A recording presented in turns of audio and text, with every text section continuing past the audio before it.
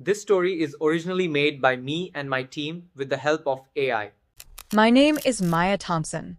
I'm 29 years old, and this is the story of how I lost everything I thought I was and rebuilt a life so powerful it scared the very people who tried to destroy me.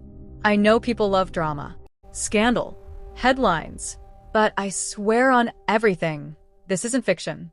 This is my real life. Up until a few months ago, I was the woman other women envied. Married to Aiden Thompson, billionaire CEO of Thompson Innovations, one of the fastest-growing tech empires in Seattle. A man who'd been called everything from the next Elon to Silicon Valley's heartthrob. And me? I was the wife. The one who stood beside him, smiled at the galas, clapped at the keynotes. I was the one in the background, making everything else possible. To the outside world, we had it all. Penthouse in the Four Seasons. Cartier watches. Brunches with venture capitalists. Weekend trips to Napa, Paris, Dubai. People would stare when we walked into rooms, not because of who I was, but because I was with him. But the truth? The cracks had been forming long before anyone saw them. It was subtle at first. He'd start working late. Then came the texts. Don't wait up. The missed dinners. The birthday he forgot. The way he stopped touching me. Stopped looking at me like he used to. The man who once danced with me in the kitchen, who used to write little notes and hide them in my bag, was now a stranger who barely noticed if I was in the same room. But I held on. Because no one leaves a perfect life, right? Because you tell yourself, this is just a phase. He's stressed. It's work. Because the idea of walking away from a man like Aiden Thompson feels like giving up your entire identity. And then came Olivia. She joined the company a few months before the storm. 31. Harvard graduate. Stunning. High heels sharp enough to cut through steel. Flawless lipstick. That too perfect, too confident smile. I met her once, at a company gala. She gave me a look. You know, the one, the kind that sizes you up and decides you're nothing to be afraid of. She said, "Nice to meet you," like she didn't mean a single syllable. She didn't know me, but somehow I knew her. I knew exactly what she came for. Still, I never confronted Aiden. Never asked. Because a part of me was still clinging to hope. He loves me, I told myself. He wouldn't do that. Not to me. And then came the night that broke everything. It was supposed to be our anniversary week. 7 years. We'd made plans months ago to see Coldplay at T-Mobile Park, our favorite band. Their music played when I walked down the aisle. We danced to Yellow at our wedding. We'd gone to every tour since college. That morning, Aiden kissed the top of my head and said, "I'm so sorry, babe." Olivia scheduled a last-minute strategy meeting. Singapore investors. Total chaos. I smiled, told him I understood. And then I sat in our penthouse, alone, wearing silk pajamas, with a glass of wine in one hand and popcorn in the other. I turned on the concert live stream, thinking I'd still feel connected to something. To us. And for a moment I did, until the camera panned to a luxury suite, and the Kiss Cam graphics sparkled on the screen. People in the crowd laughed and cheered. And then, I saw him. That unmistakable jawline. That navy suit I bought him. The expensive watch I gave him for his last birthday. And beside him, Olivia. In red. She leaned in. Her hand touched his jaw. And then she kissed him. Not a quick peck. A slow, deliberate, possessive kiss. And Aiden? He kissed her back. Smiling. Comfortable.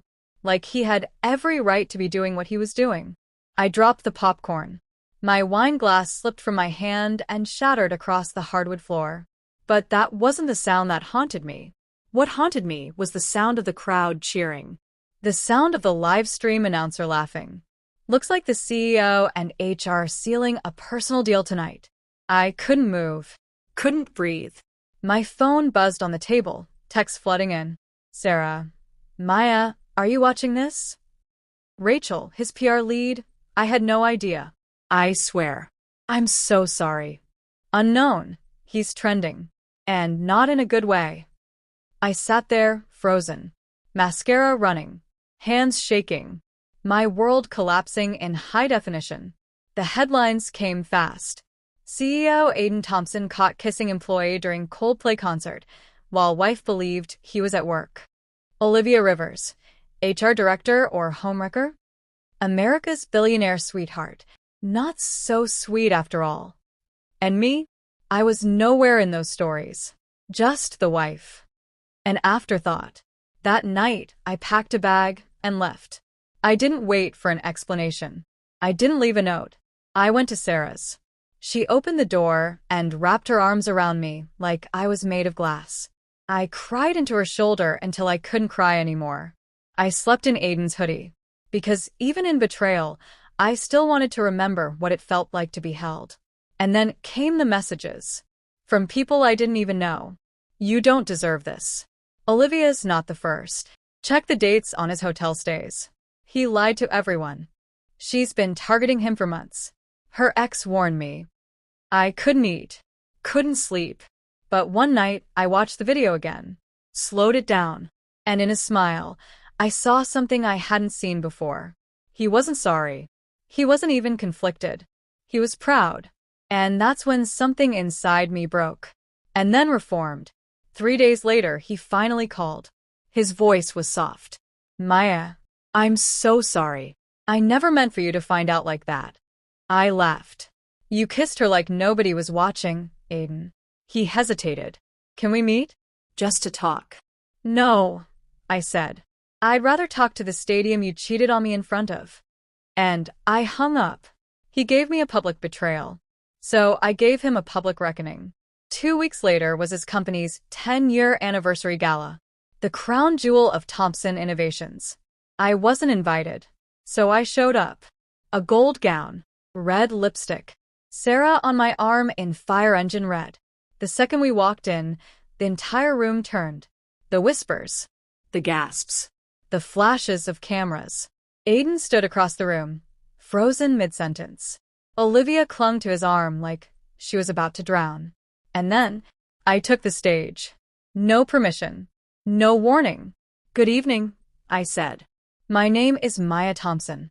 Until 2 weeks ago, I was the wife of the man you're here to celebrate. The room went still. I gave 7 years of my life to this company, unpaid, invisible in the shadows. But I was watching. And now, so are you. Cameras went up. I could feel the entire boardroom holding its breath. What kind of company promotes an HR director who sleeps with her boss while his wife watches from home? What kind of CEO can't stay loyal through a single concert? I looked right at Aiden.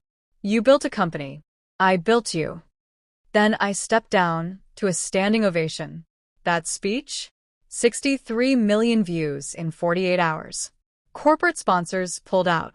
Olivia was quietly let go. And Aiden? He resigned 2 months later. I spent the next year rebuilding. Therapy, grief, rage, healing. Then Sarah and I launched a nonprofit, Stage Zero. We help women who were betrayed and discarded in professional spaces, legally, emotionally, financially. We speak at Fortune 500s, universities, congressional panels. I turned humiliation into purpose and silence into power. When the divorce papers were signed, Aiden texted me, "Still think of you sometimes." I replied with one line, "You made your choice. I became mine." And today, I stood in front of the mirror. No diamonds, no gowns, no filters, just Maya. Not the wife of, not the ex of, just me. People ask if I've forgiven him. I tell them this. He broke our vows on a stadium screen. I rebuilt my life on the world stage. And my spotlight? It's just getting started. Don't forget to like and subscribe our channel